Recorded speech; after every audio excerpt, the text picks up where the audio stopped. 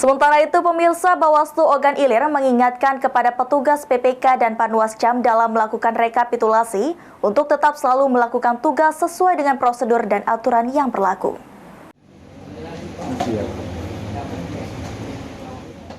Disampaikan oleh Ketua Bawaslu Ogan Ilir Dewi Al-Hikmawati, sesuai dengan aturan, bila ada temuan dan permasalahan di tingkat TPS, petugas KPPS untuk memasukkan temuan permasalahannya ke dalam forum C kejadian khusus.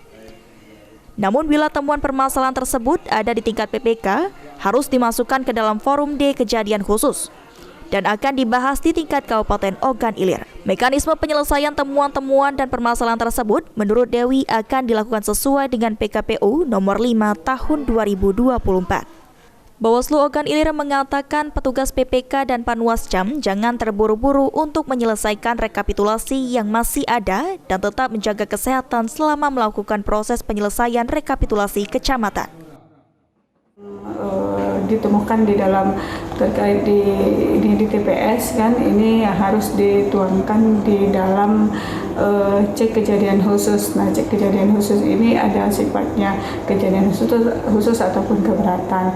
Nah, itu nanti silakan untuk diisi itu nanti kalau proses di kecamatan itu nanti akan dibacakan. Ketika ada kendala-kendala di tingkat TPS maka dituangkan di dalam kejadian khusus ataupun keberatan.